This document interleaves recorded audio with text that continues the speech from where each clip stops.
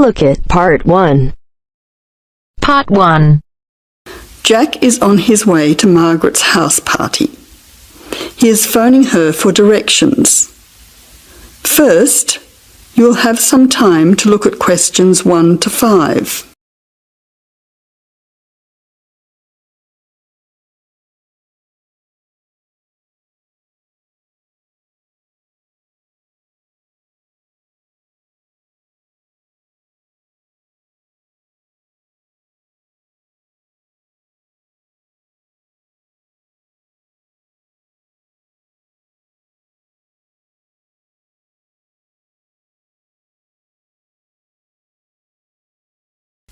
Now listen carefully and answer questions 1 to 5.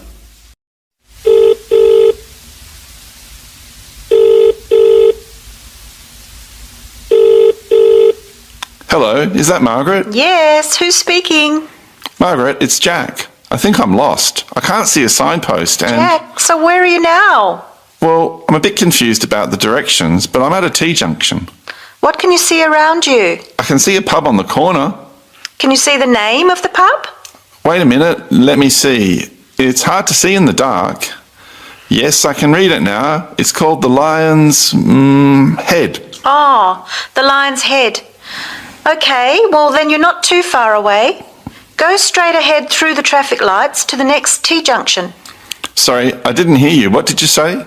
I said just go through to the next T-junction. Okay. Now what? Well, there's a park in front of you and a large 2-storey building on the corner. Yes, I can see them. Okay, so now turn left. Hang on, you're coming up the street, so you'll have to turn right. Okay, got it. What's the name of your street? It's Wesley Street, Wesley, number 70. We're the 5th house on the left. You should see a red letterbox and some bushes in front of the house. Okay, 5th house, number 70. I should be there soon. Am I late for the party? It sounds like things are happening there. No, it's only just started. That's good. I should be there in the next 10 minutes. See you soon. Jack hangs up and walks on. 7 minutes later, he calls Margaret again, as he still can't find the house. You now have some time to look at questions 6 to 10.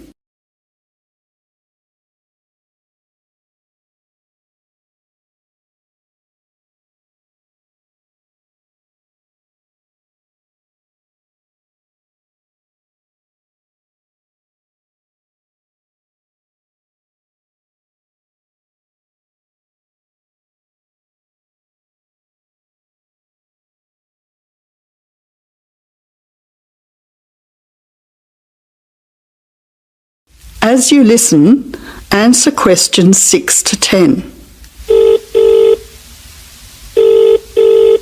Who's speaking? Hi, Margaret. It's Jack again. Sorry to bother you.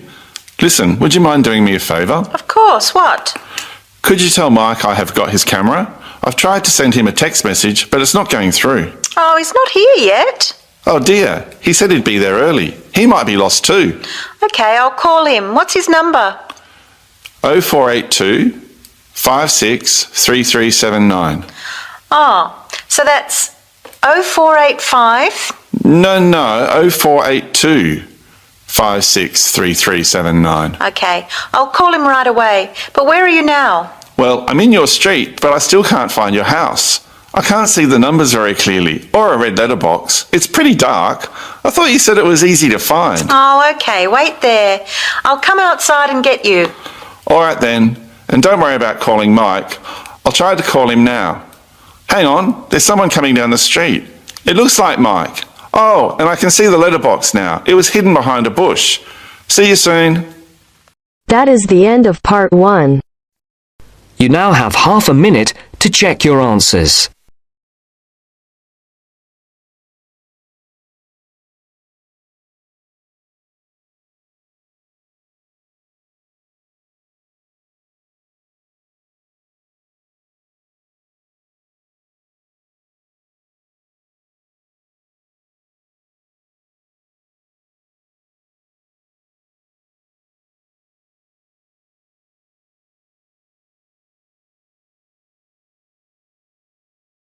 Now turns to Part 2.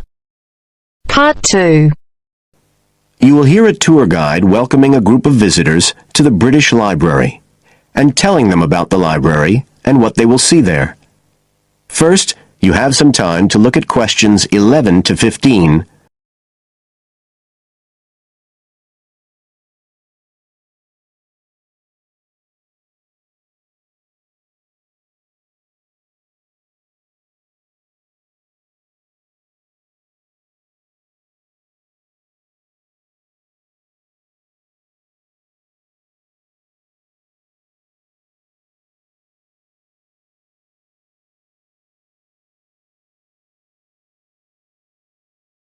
Now listen carefully and answer questions 11 to 15. Good afternoon, ladies and gentlemen, and welcome to your very own tour of the British Library on this lovely afternoon. My name is Tony Walters, and I'm your guide for today. Could I please see your tickets for the guided tour? I'd also like to remind you that any tickets bought today do not include a visit to the reading rooms. I'm afraid we don't do visits on Fridays, or any weekday during working hours, so as not to disturb the readers. But if you do want to see those rooms, the only day there are tours is on Sundays. So, I don't want anyone to be disappointed about that today. OK? Thank you. Right, we'll start with a brief introduction. As many of you know, this is the United Kingdom's National Library, and you can see that this is a magnificent modern building. It was first designed by Sir Colin St. John Wilson in 1977, and inaugurated by Her Majesty the Queen more than 20 years later in 1998. As you can see, the size is immense, and the basements alone have 300 kilometres of shelving, and that's enough to hold about 12 million books. The total floor space here is 100,000 square metres, and as I'll show you, the library houses a huge range of facilities and exhibition spaces. And it has 1,000 staff members based here in the building. So, you can appreciate the scale of our operation. In fact, this was the biggest publicly funded building constructed in the United Kingdom last century. It is still funded by the government as a national institution, of course, and it houses one of the most important collections in the world. The different items come from every continent and span almost 3,000 years. The library isn't a public library, though. You can't just come in and join and borrow any of the books. Access to the collections is limited to those involved in carrying out research. So it's really a huge reference library for that purpose, and anyone who wants to consult any materials that are kept here can formally apply to use the library reading rooms. You now have some time to look at questions 16 to 20.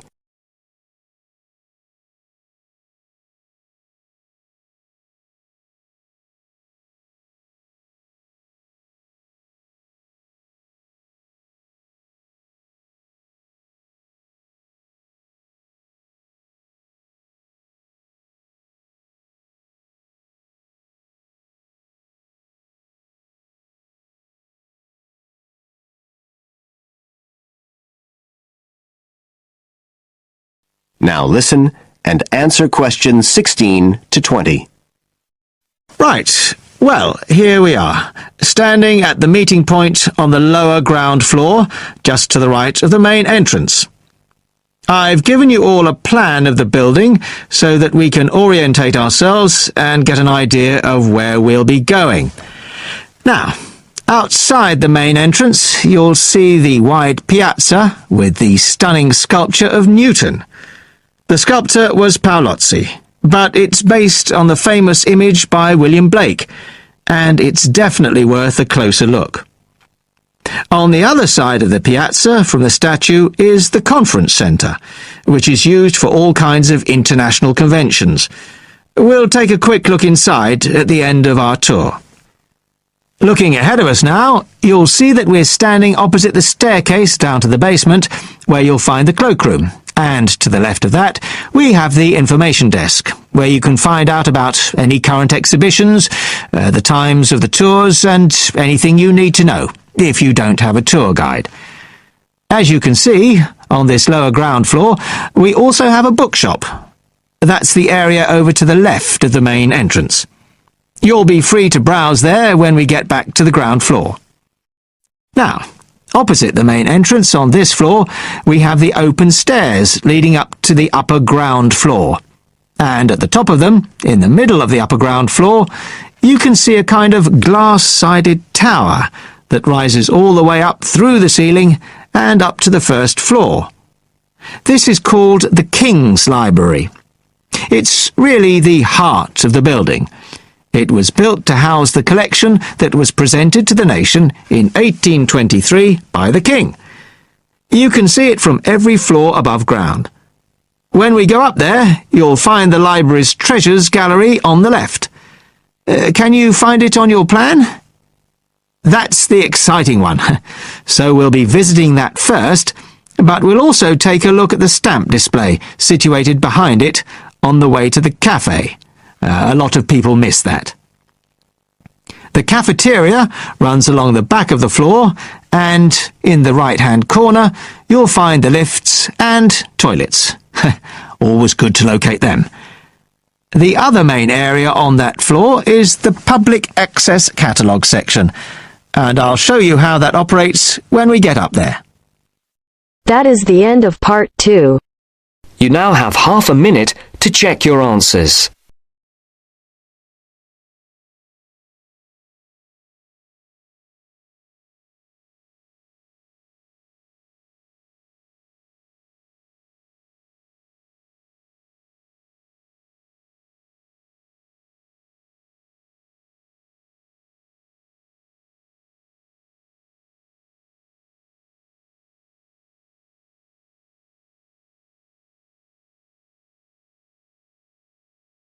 Now turns to part 3.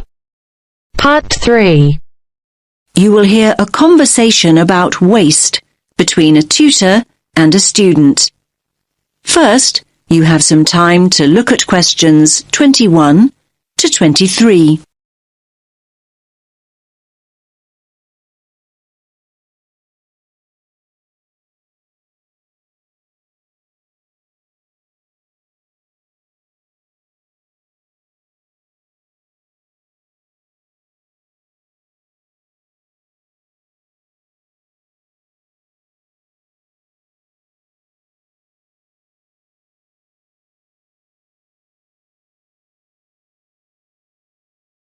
Listen carefully to the first part of the conversation and answer questions 21 to 23.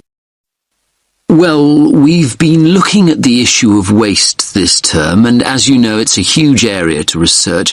Now, Hannah, just to recap on our last session, we identified a range of sources of waste.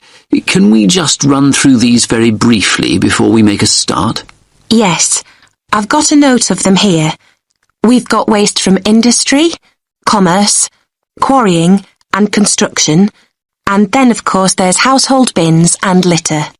Great. Now, you were going to focus on industrial waste, weren't you? How's the research going? Well, actually I decided to go with household waste in the end and focus on food. I've been looking at exactly what we throw out and how much. Now, maybe this won't come as much of a surprise to you, but I was really amazed at just how much food we throw away in the UK. We throw away over 7 million tonnes of food every single year. 7.2 million to be exact. That's quite right. In the latest survey, it's been estimated that we're wasting 1/3 of the food we buy. Exactly. That's like 1 in every 3 bags of food shopping going straight into the bin. I think the worst thing about it is that more than half of this is food we could actually have eaten. So to give you some examples, things like unopened pots of yogurt, whole chickens. Yes, people actually throw out whole chickens. Now you have some time to look at questions 24 to 30.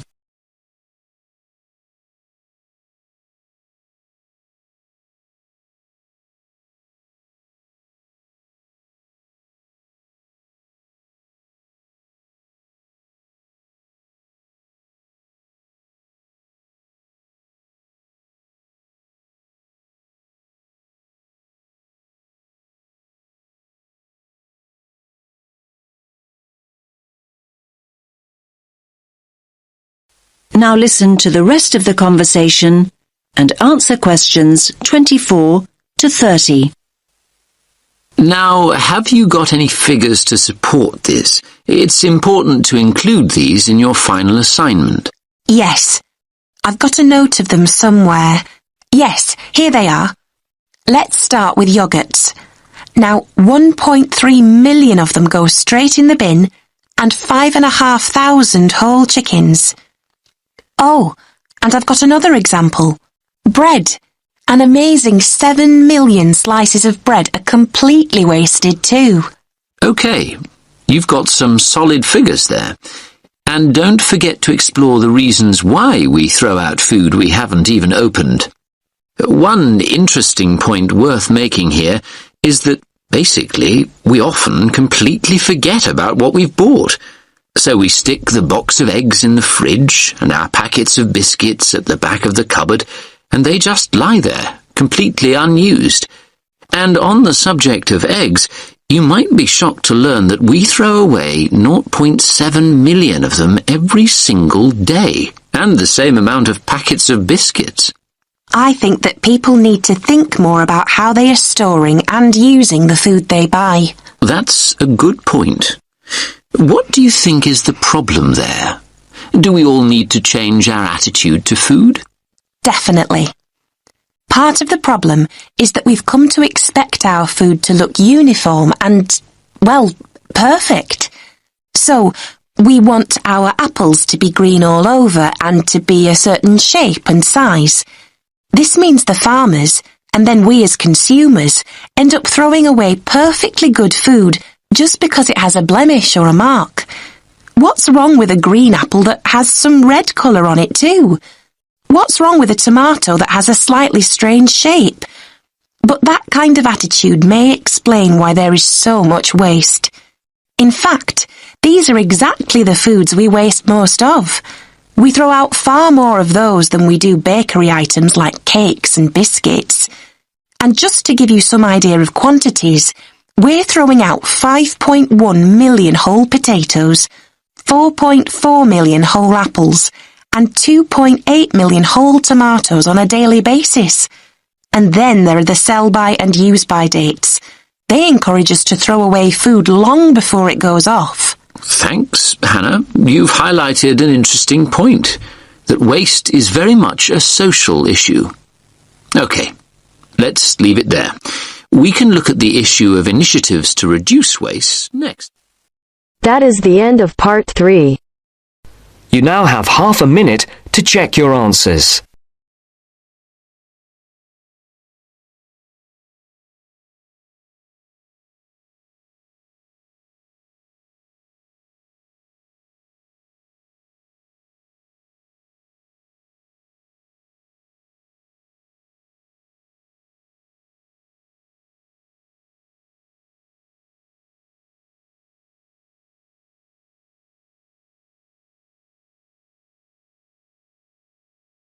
Now turn to section 4.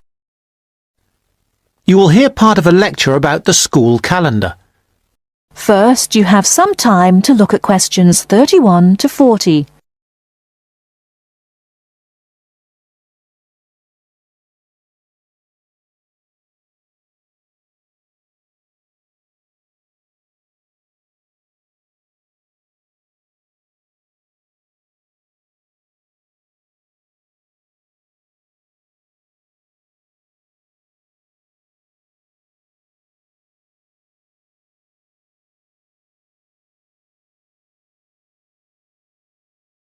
Now, listen carefully and answer questions 31 to 40. So, having seen that the 6-term system has passed the test of cost-effectiveness, we can move on to the educational aspects of this arrangement. Firstly, all the terms would be approximately the same length. Instead of terms up to 13 weeks, which we have now, there could be a repeating pattern of 7 weeks of term time plus 2 weeks of vacation. This would be repeated 6 times per year. How does this affect the effectiveness of the educational provision? The most noticeable result would be that the very long summer holiday would be reduced in length. This byproduct of the six-term system could be beneficial. There's plenty of evidence of huge learning loss by pupils during the summer holidays. By learning loss, we mean the amount that pupils forget or lose during a holiday break. Ashley carried out a number of analyses which showed this conclusively. He investigated 39 studies examining the effects of summer holidays on standardized test scores. His analyses indicated that summer learning loss equaled 2 weeks to 7 weeks of instruction. On average, children's test scores were 3 weeks lower than when they left school in the previous term. He also found differences in the learning loss effect according to subject. The subjects he analysed were reading, writing and maths, and he found that the effect was greatest in maths and reading. Furthermore, although all social groups experienced roughly similar learning loss in the field of maths, the studies found that disadvantaged children showed even greater losses in reading skills. So, the problem of learning loss in traditional schools is clear. However, the results of studies into the six-term system and learning loss are ambiguous. Marchmont found that pupils in six-term schools maintained their test scores after the shorter holiday period. This is certainly an improvement on the traditional system where, as we have seen, pupils perform worse after the summer break. Benson, however, found no differences between those in traditional schools and on the six-term schedule. It would seem reasonable that if long holidays result in learning loss, then shorter holidays should result in less learning loss. So, we await the outcome of further studies. Historically, of course, everyone knows the reason for our system of 3 terms per year. In days when agriculture was of much greater importance in our working lives, it was essential that the children helped with the harvest. Later on, this changed, and more people moved into the towns. But then there was a new problem. Before air conditioning, it was very impractical to try to teach children in the summer months. Nowadays, that's no longer a barrier. One way of providing something different is the summer school. Here, there is a completely different kind of educational provision. Cooper and others investigated 93 summer schools and the results they achieved. They all had a positive effect on learning. Most summer schools, of course, have small classes, and class size was shown to have a positive effect. Additionally, summer school children usually benefit from a great deal of parental support, not least because payment of fees is involved, and this, as so often, was shown to produce very good outcomes. Results were most impressive, in maths in general. That is the end of part 4. You now have half a minute to check your answers.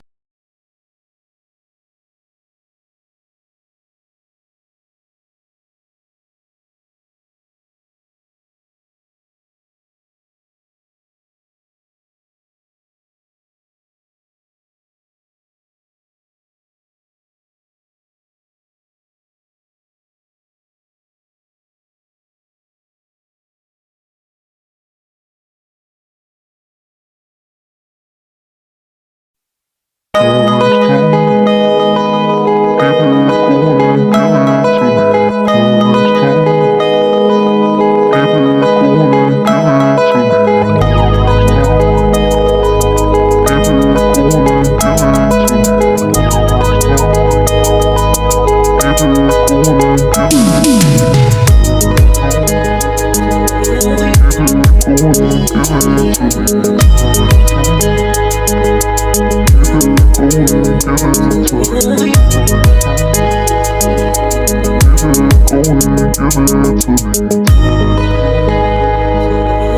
to me.